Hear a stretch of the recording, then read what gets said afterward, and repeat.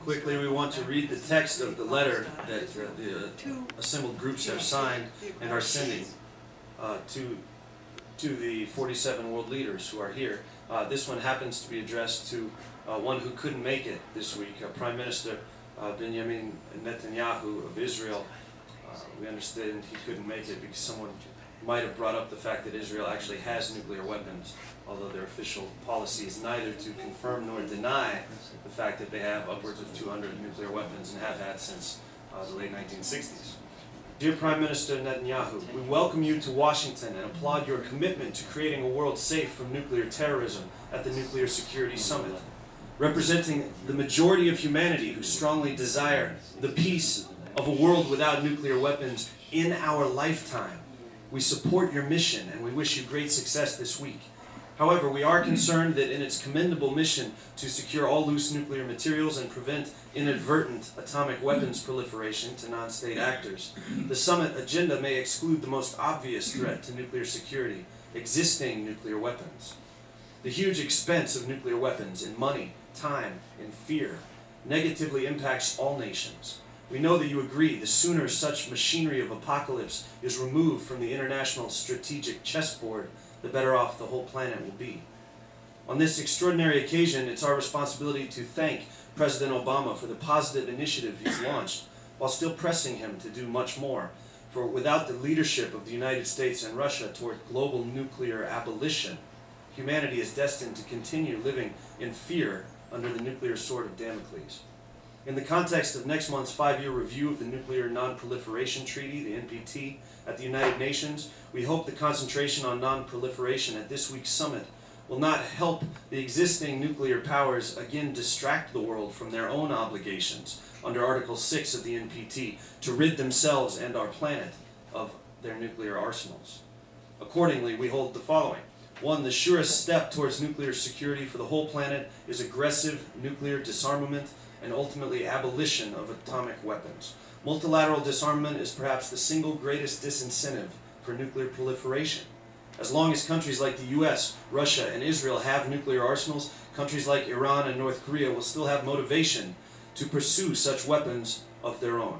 However, the sooner all nuclear nations commit to dramatic reduction and ultimate abolition of their atomic assets, the faster they will remove any justification other states might have for their nuclear weapons development.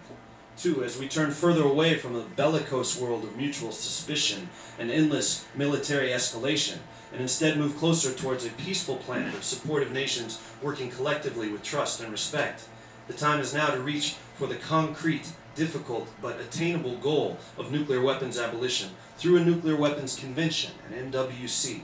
We hope that your country will take advantage of the world's current abolition momentum and speak out and actively support a Nuclear Weapons Convention for multilateral action in the very near future. 3. Recognizing the tremendous value of a nuclear weapon-free zone and commending those nations in Latin America, Africa, Oceania, and Central Asia who already enjoy them. We especially encourage the nations of the Middle East to pursue an NWFZ, nuclear weapons-free zone. The nuclear-free Middle East, from Israel to Iran, or even better, all the way to India, would be an enormous step towards both non-proliferation and true nuclear security. 4. On the eve of next month's NPT review, we recall that the 1995 NPT review saw a successful renewal of that treaty, due in part to the agreement of Middle Eastern states to pursue the NWFZ. We also applaud the 13 points for moving toward a peaceful world, free of all nuclear weapons, agreed upon in the 2000 NPT review. We ask that you help regain that disarmament momentum at this year's 2010 Nuclear Non-Proliferation Treaty Review. 5. We strongly endorse universal signature and ratification of the Comprehensive Nuclear Test Ban Treaty, the CTBT. We also endorse a system of intrusive inspections of all nuclear power plants by the International Atomic Energy Agency, the IAEA, with automatic sanctions by the UN Security Council in case of violations. The world must provide appropriate funding as well for both the IAEA and robust verification of the CTBT. For as in medicine, strong prevention is much more effective and less expensive in both human and monetary terms than cleaning up after a new Chernobyl, or worse, a nuclear attack with unsecured, loose nukes. We recognize that your focus this week is on securing all nuclear material, not disarmament directly. This is a laudable goal, especially if it clears the way for next month's NPT review to focus more on the larger, more difficult, but still achievable issue of nuclear disarmament and ultimate abolition. In short, we thank you for your participation in this summit and offer you our best wishes for success. You represent not only your own nations, but also the world in our collective hope for a nuclear-free planet.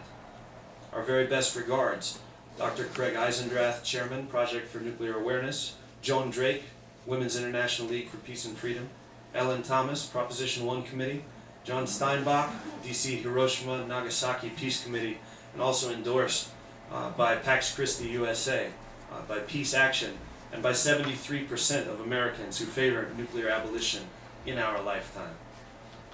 Issued from Peace House. This day, April 12, 2010.